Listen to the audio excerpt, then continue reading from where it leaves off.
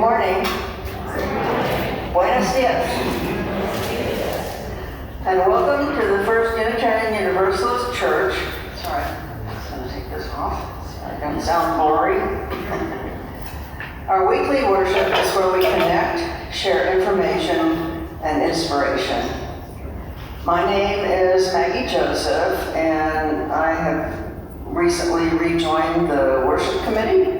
I also am on the team that formerly was known as the 8th Principle Transformation Team, but now that the 8th Principle is folded into the bylaws, we are calling ourselves the Inclusion Team.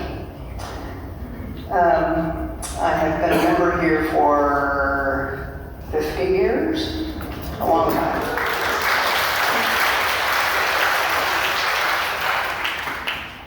Let us begin by acknowledging that the land we are using was unjustly taken from the original inhabitants, the Kwaltikan people. At that time it was called Yanagwanan. Tribes of their descendants are still struggling for federal recognition. Federal recognition would give them the right to involvement in decisions regarding the use of their traditional lands and allow them to protect their sacred sites, such as cemeteries. At our church, we strive to enact a universal love that binds us in mutual care and affection, especially in our work for justice for all and for our planet. Our faith is all-inclusive, and all means all. If you are new to us or visiting for the first time today, we welcome you to fill out a visitor's card, a little yellow card you will find on the back of the pew or at the Welcome Center. Great. And we'd like to get to know you and follow up with you. Wherever you are on your life's journey, we hope you will find your place with us.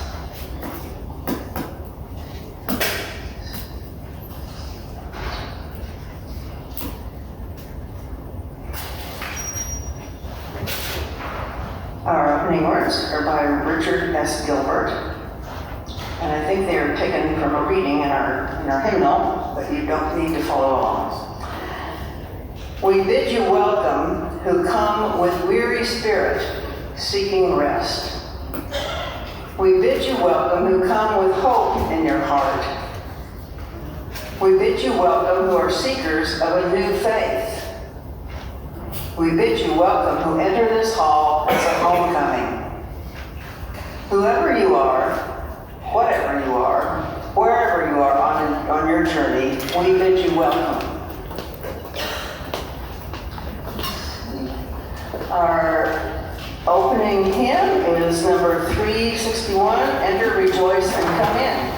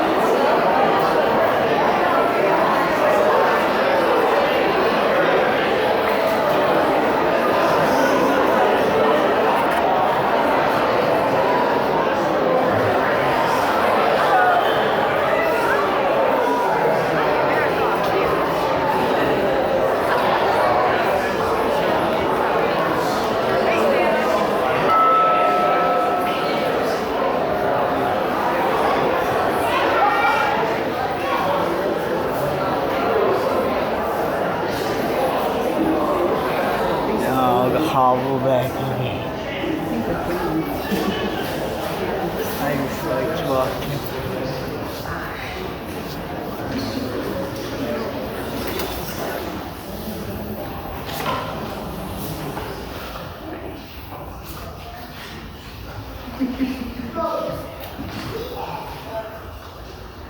Our chalice is our symbol. The flaming chalice is our symbol of our religion, worldwide even, and it unites us in worship and symbolizes the spirit of our faith.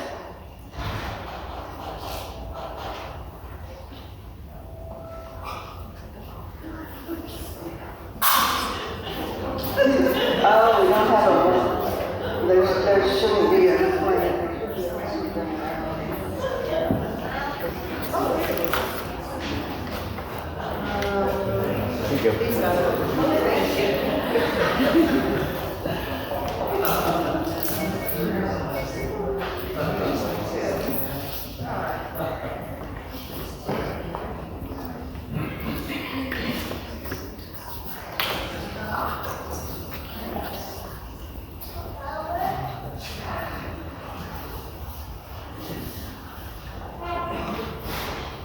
Please join in reciting our congregational covenant, which I guess is on that little screen? No. Okay. And also in the order of service. Love is the doctrine of this church. The quest of truth is its sacrament, and service is its prayer. To dwell together in peace, to seek knowledge and freedom, to serve humanity and fellowship, to the end that all souls shall grow in harmony with the divine, thus to be covenant with each other. El amor es la doctrina de esta iglesia. Su sacramento es la búsqueda de la verdad. Y su oración es el servicio. Vivir en paz, buscar sabiduría y libertad. Dar a la humanidad nuestro servicio fraternal, para que todas las almas crezcan en armonía con la divinidad. Así trabajamos el uno con el otro.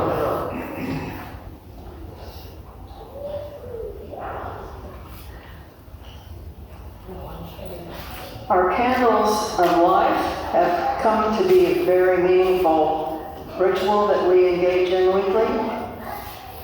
If you have joy in your heart, if you have sorrow, or whatever is felt in your heart at this time, please feel free to come down the side aisles and light a candle and go back to your seat by the main aisle in the center.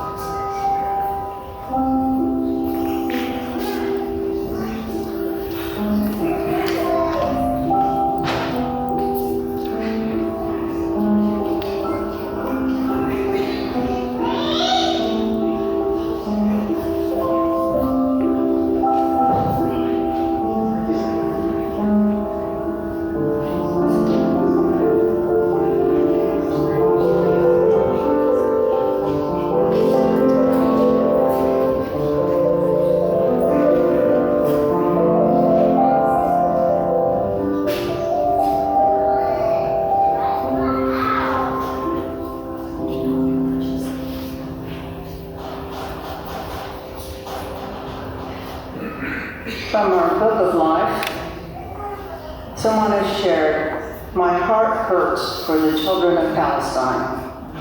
I know you're not alone in that." On a happier note, we are grateful for the very generous donation from Gail Reinhardt that will allow the church to replace the 35-year-old heat pump for the fellowship hall, which is not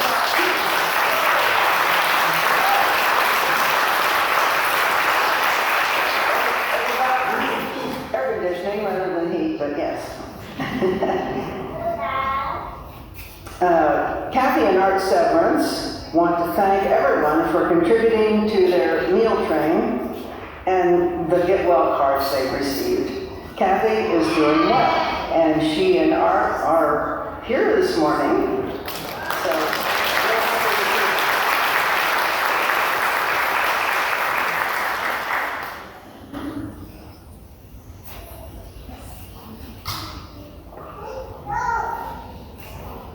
Today's reading is adapted from Mark Morrison Reed. The central task of the religious community is to unveil the bonds that bind each to all.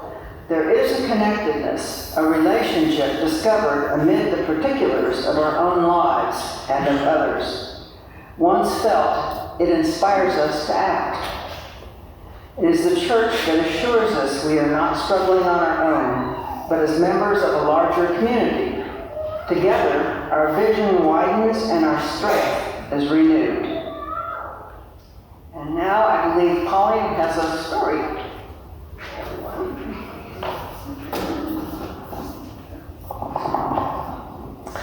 Would anyone like to come up to the front of the sanctuary and hear a story? Hi. So, who likes to light candles during the joys and concerns? Has everyone done that? I do every single Sunday. Oh, well, I bet your parents can show you sometime, or someone can help you up at the front. Okay. Yeah, sometimes we need help doing it.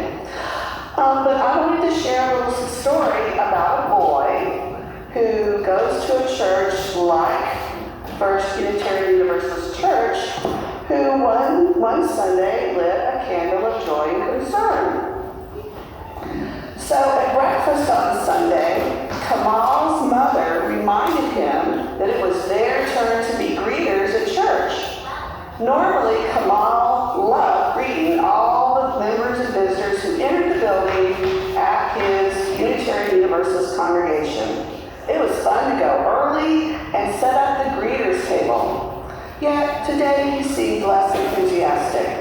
"Well, what's wrong, Kamal?" asked his mother, Sherry. "Well, I was thinking about Abby.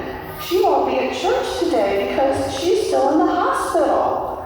I'm going to miss her. This Sunday just won't be the same." "I understand," said his mother. "It's hard to look forward to the day when someone important to you is having a hard time. Would you like to sit this Sunday out? I can greet by myself or ask someone else to help." Kamal said, "No, I said I could help you, so I'll go." When they arrived at church, everyone was busy. In the nursery, the care workers were making sure there were diapers and wipes to take care of the babies. And in the RE classrooms, the teachers were setting up supplies and snacks for their classes. Someone was making fresh coffee, and they dumped the used coffee grounds and filters in the garden's compost bin. In the sanctuary, the music director made sure the piano was in tune, and a volunteer set up microphones so everyone would be able to hear the service. At the greeters table, Kamal and his mother met every single person who came through the door with a smile. They answered questions from visitors.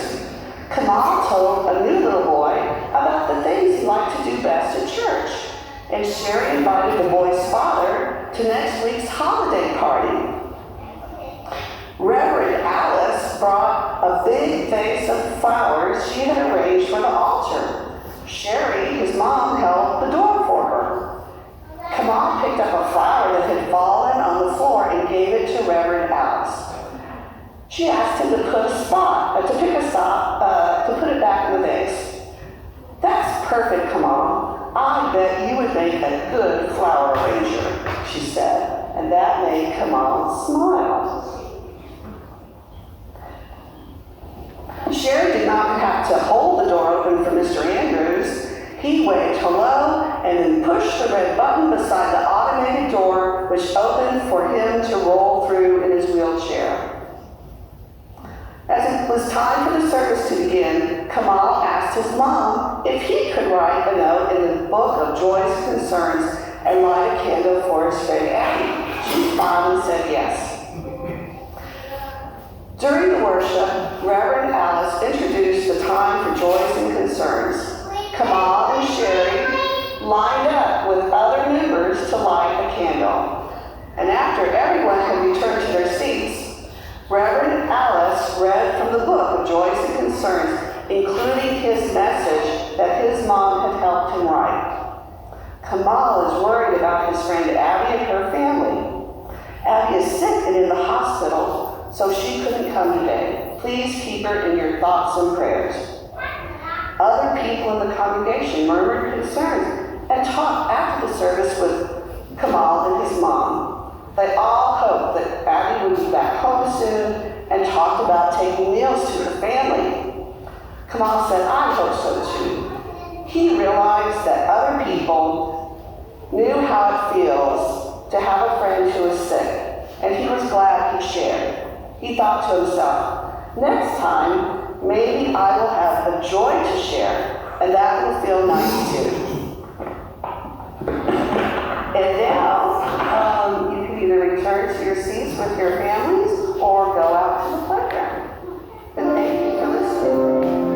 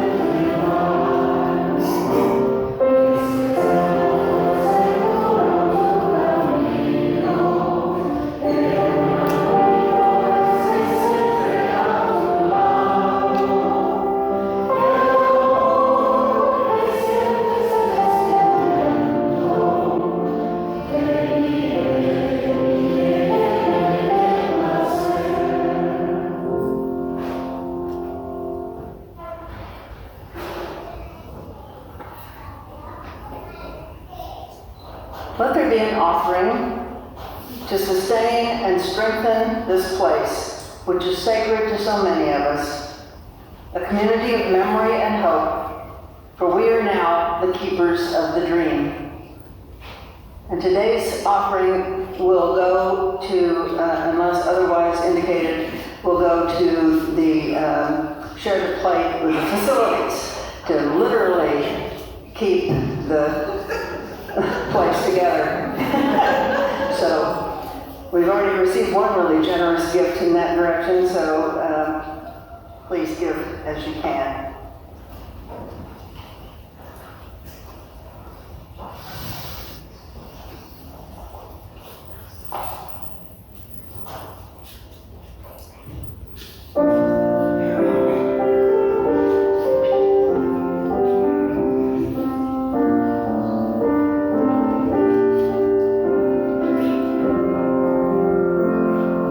Earth is our home, that lost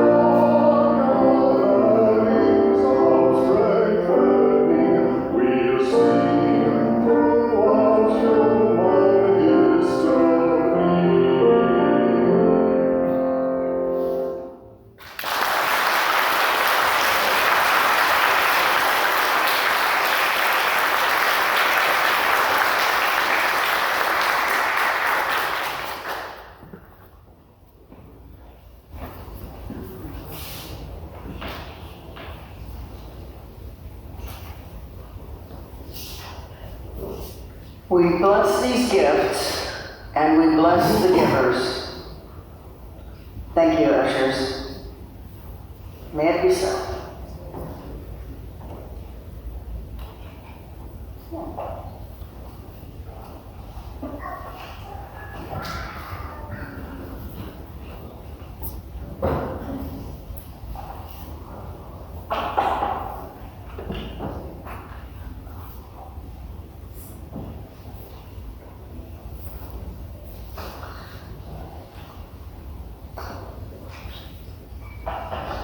Thank you all for being together here today. Well, my first confession is that I really don't have any deep, dark secrets to reveal. Well, at least not publicly. I wanted to take time to share reflections and perspectives from a mostly church life, especially during my last 30 years here at First UU. But I wanted to begin by explaining my journey here. I was not raised UU. Going to our Protestant church was something that my birth family did every Sunday morning unless someone was sick. The church we attended here in San Antonio was not in our immediate neighborhood or school district, so it was great having a whole different group of friends. I loved going to Sunday school classes and hearing the Bible stories. My family also had a big book of stories, Bible stories, that I read through several times when I was in elementary school. And I found them fascinating. Not so much the stories about miracles or battles, but more so the stories in both the Old and the New Testament about how people treated each other and interacted together. Kind of the same way I look forward to reading the Dear Abby and Ann Landers columns every day because I was intrigued why people sometimes acted the way they did. And such a fascination might partially explain why I became a psychologist. At my birth church, children started attending worship services once they turned 6. I loved going and singing the hymns and putting my family's offertory envelope in the giving plate and drinking the grape juice and eating the tiny rectangular bread wafers during communion. There was a sermon, of course, but it was usually no longer than 20 minutes.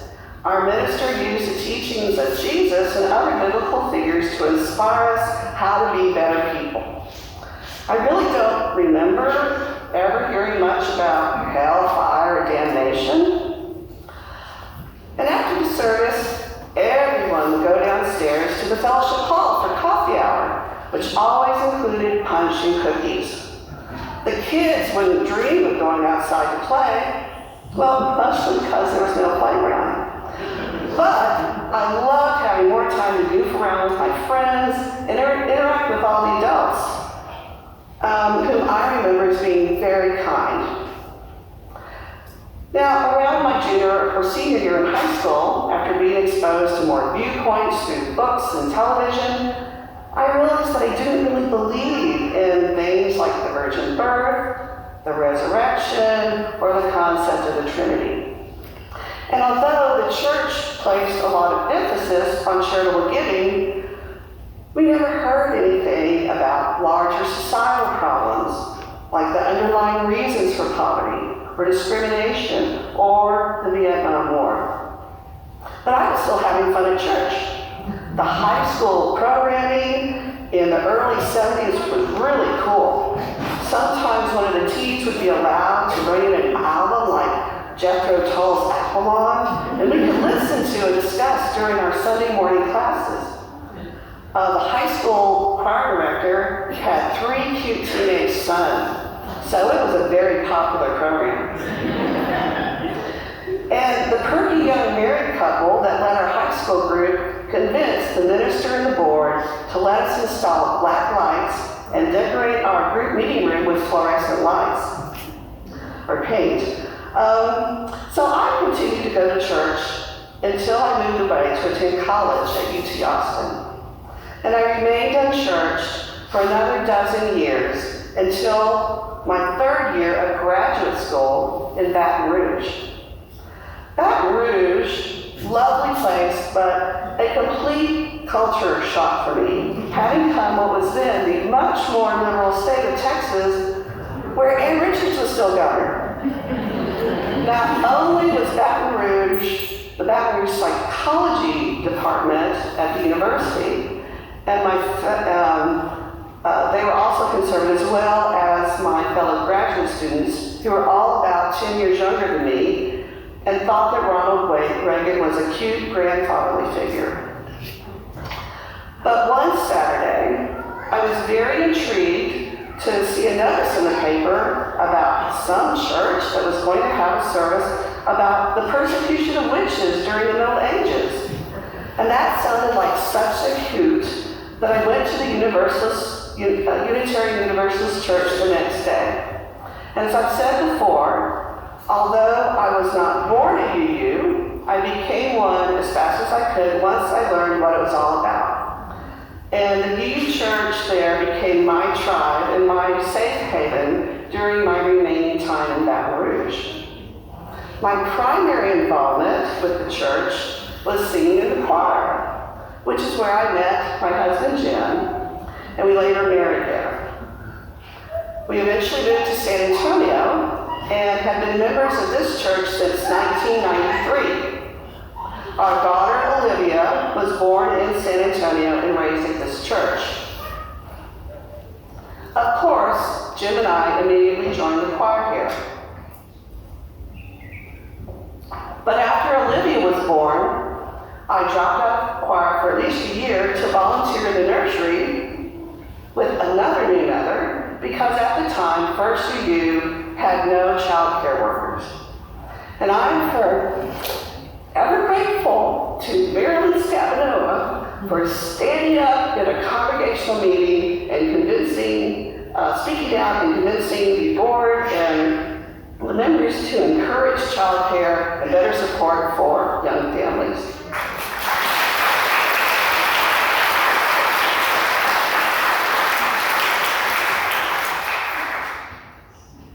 I eventually became involved with the old Parent Religious Education Committee, which was composed mostly of moms, and which was very engaged and vocal.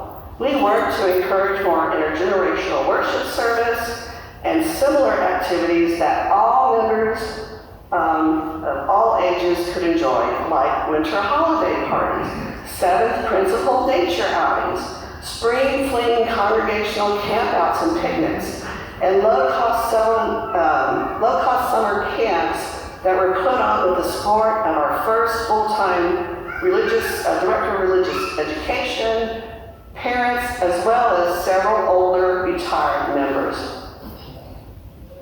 I eventually served on several years on the stewardship committee and the board, but I had to step back from almost everything for about 8 years, when Olivia started having a lot more extracurricular activities, and I became the primary caregiver for my elderly mother, in addition to working full-time.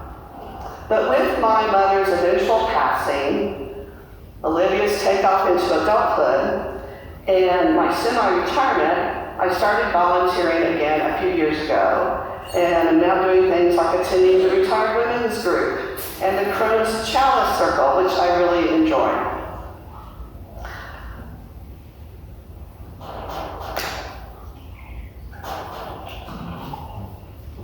I've seen a lot over the years at First UU, including times of joy and times of conflict. 7 different ministers have served here since 1993, including settled ministers called by the congregation, contract ministers, and interim ministers. All have been unique and brought different talents. I've also seen new members join and members depart, whether due to work or school or, sadly, death. It is always sad when ministers or members leave, but First UU is more than any one minister minister or any one member. Our congregation has been in existence for more than 75 years and has shown resilience in the face of many changes and challenges. No matter how sad we may initially feel when a beloved minister or a really active lay leader says goodbye, leave taking can bring new opportunities for congregations and individual members to evolve and grow. Departures due to differences of opinion have also occurred. Disagreements are to be expected, especially in a religious tradition like ours. But disagreements that turn into conflict are distressing and uncomfortable. People, whether ministers or members, are messy, imperfect beings who sometimes disappoint us, just like we sometimes disappoint them. We are not always attentive, thoughtful, kind, or patient in our interactions with each other, especially when discussing areas of disagreement. All of us can do better on this, and it is hope that our new interim minister and new conflict resolution team can help identify new strategies for managing conflict or disagreement before it spirals out of control. Sometimes members' beliefs evolve, and they drift away if their faith journey takes them on a different path. Social scientists refer to this as religious switching. In 2022, the Public Religion Research Institute reported that a quarter of Americans, about 24%, had changed their religious traditions or denominations over their lifetime. The most common reason for doing so is they stop believing in the religion's teachings. Other top reasons for switching include negative treatment of LGBTQ plus people, growing up in a family that was not religious, and scandals involving religious leaders. I am personally glad that First U is able to serve people wherever they are in their life's journeys. I feel fortunate that I found Unitarian Universalism in general and First U in particular. Involvement in a religious community helps distract me from periods of self-absorption, remind me that there's a larger world out there, and help me focus on the more important things in life. But First U has also been an important part of my social network. Over the years, I have found that my closest bonds have developed while serving on committees or volunteering for more complex projects that evolve over several months. Now, I realize that my perspectives may not resonate with individuals who grew up in an unchurched home or others whose past experiences have made them distrustful of organized religion, especially those who may have experienced abuse, or breach of trust. But my engagement at First U has been a blessing. Sometimes lay leaders fret over the lack of active engagement by the general membership, or how hard it is sometimes to get members to volunteer for certain things. But a person's level of engagement in a religious organization depends not just on their belief system, but also on their life circumstances, like their health status, or their responsibilities, whether it's family, or work, or caregiving. Barriers to engagement also include lack of transportation, or the distance that their home is from the religious institution. These access barriers can be partially addressed through new technology like live streaming, except when there's power outages. But I'm glad that First U has tried to expand its outreach to reach more people who have difficulty attending in person. Social scientists have developed different ways of classifying levels of religious engagement distinguishing between religiosity, which is viewed as more formal, rule-based, or institutionalized outward expression, versus spirituality, which is viewed more as a fluid search for meaning and transcendence that is not necessarily bound by traditional restrictions. Scientists also distinguish between religious affiliation versus actual membership in an institution versus actually attending worship services or being involved in other ways versus religious practices that can be done independently from a religious institution, like engaging in prayer or meditation or fasting. These are sometimes referred to as the 3 B's of spirituality or religiosity: believing, belonging, and behaving. A new buzzword, nones, or N-O-N-E-S, has also been applied to those who are religiously unaffiliated. A recent Pew Research survey grabbed a lot of attention earlier this year when it reported that 28% of U.S. adults identify as nones, including those who are atheist, agnostic, or believe in nothing in particular, as well as those who have spiritual beliefs but do not engage in any kind of institutionalized religion or maybe even practices.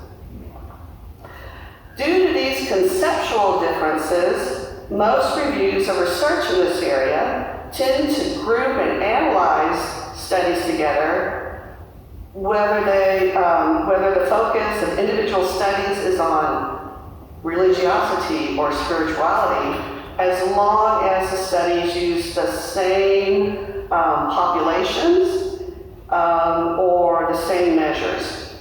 So in preparing for today's talk, I found only a few recent reviews that have systematically identified like studies and analyzed the research in this area.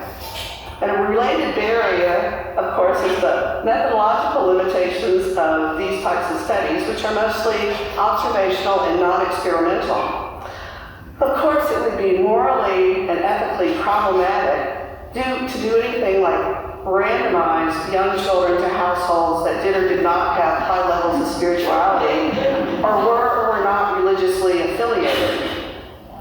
But a few of these reviews of mostly cross-sectional and longitudinal surveys with comparable control groups do suggest that in general, religiosity or spirituality is associated with better quality of life.